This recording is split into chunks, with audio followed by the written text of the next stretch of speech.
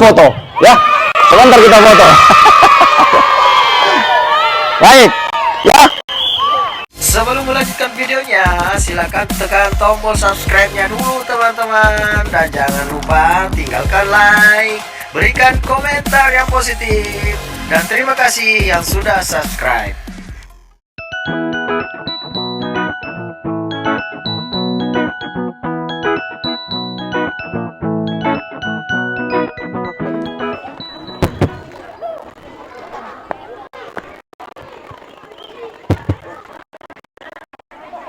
Halo semuanya.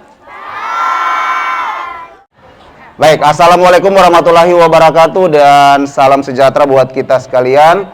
Om Swastiastu, Namo Buddhaya, salam kebajikan.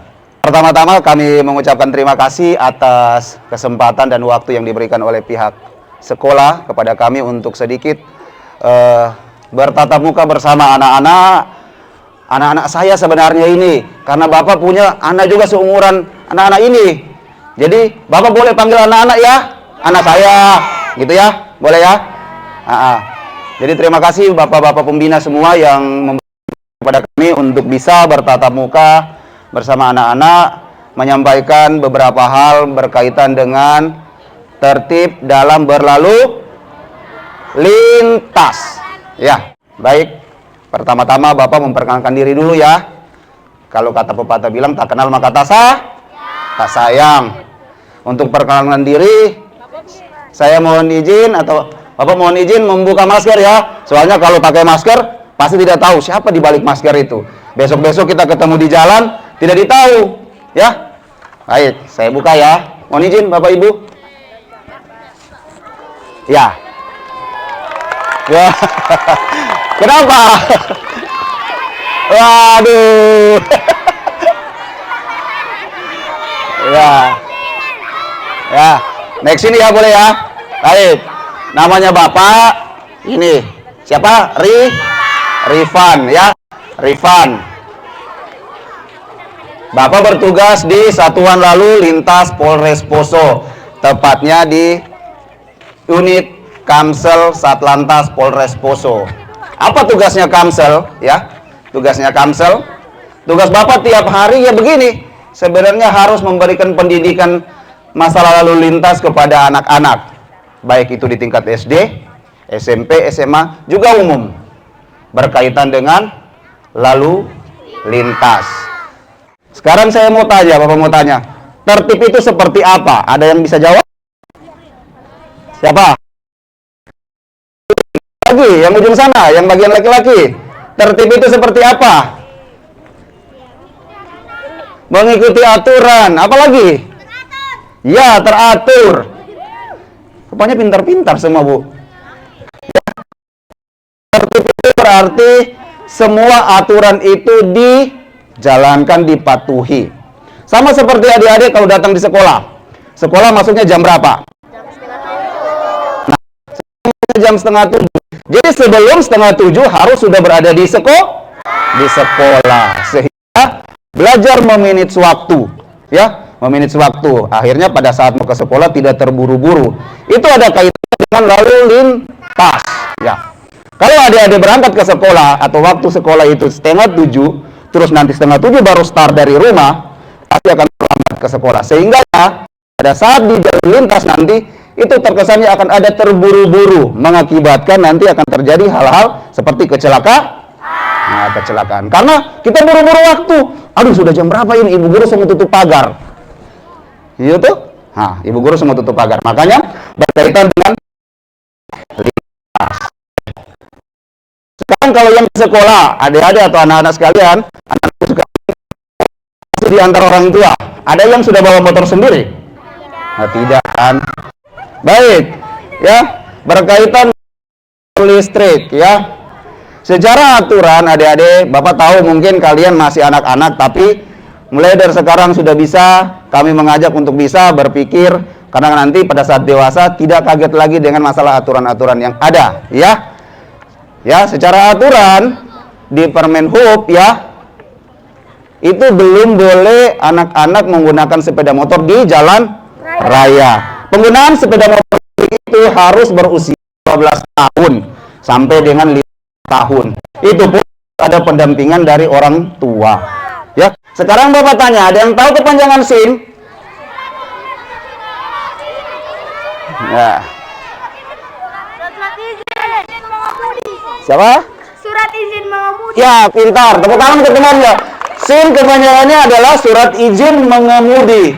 Apa itu SIM? Ya. SIM itu adalah legitimasi untuk seseorang layak tidak mengendarai satu kendaraan. Karena itu ada tesnya. Dia harus tes psikologi, kejiwaannya seperti apa. Karena menggunakan sepeda motor atau kendaraan itu, kita harus tes dulu.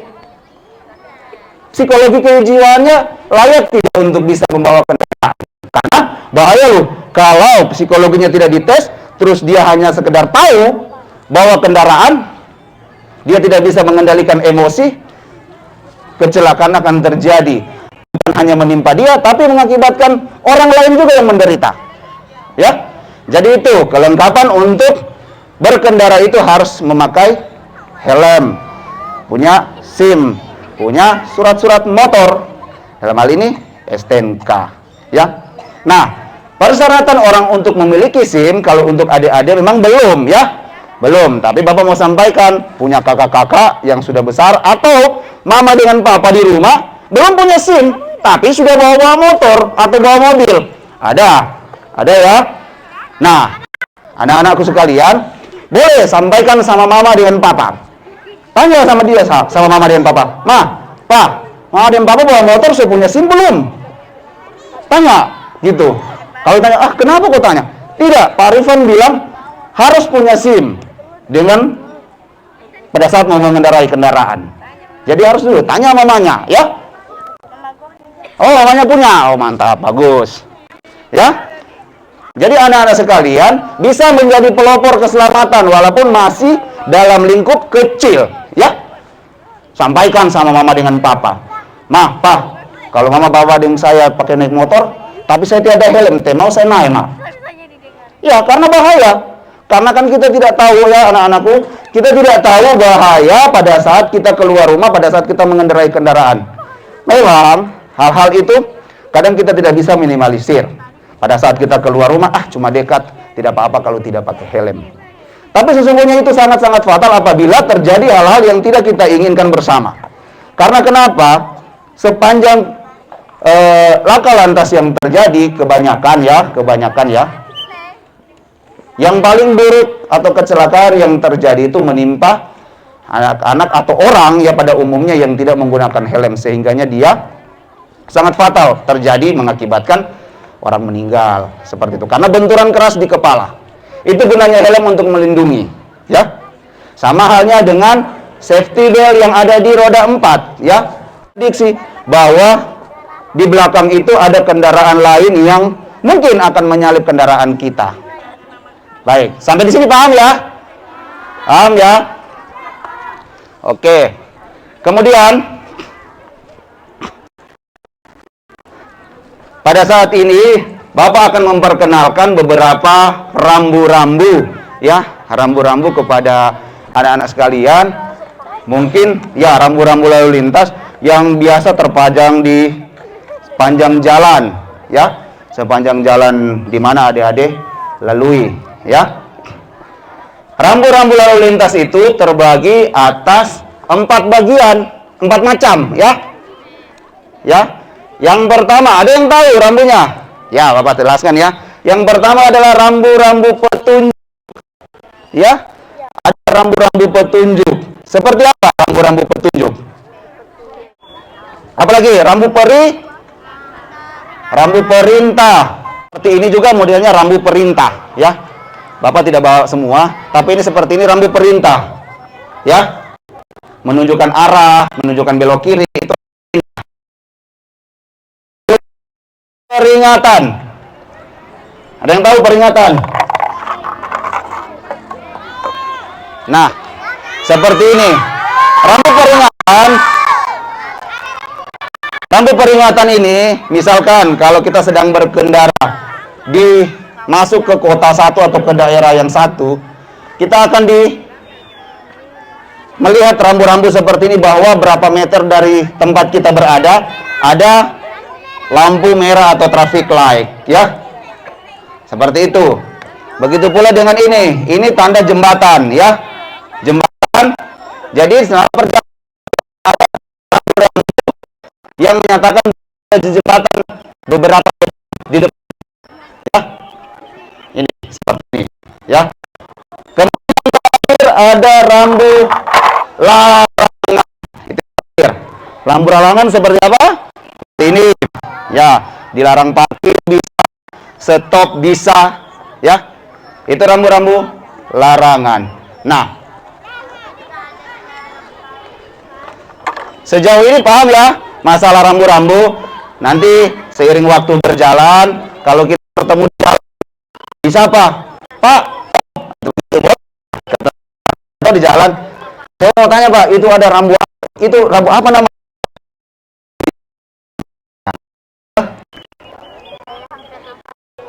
Baik, sampai di sini ada yang mau bertanya? Berarti sudah pintar semua, sudah paham semua tuh. Orang-orang yang berbuat jahat kepada adik-adik. Saya sampai di sekolah, langsung masuk ke sekolah, langsung ketemu dengan bapak ibu gurunya. Begitu pula pada saat adik-adik mau kembali dari sekolah, ya. Sebelum ada jemputannya, jangan dulu pulang sendiri, ya. Itu bahaya karena kan tidak ditahu nanti siapa yang menjemput. Udah pulang ke rumah, ternyata tidak pulang ke rumah, dicari sama mama dan papa. Mama dan papa datang jemput, tidak ditahu yang jemput di sini siapa, ya. Jadi kami mengingatkan kepada seluruh anak-anak sekalian, adik-adik sekalian, ya, pada saat ke sekolah utamakan ditemani sama orang yang lebih dewasa.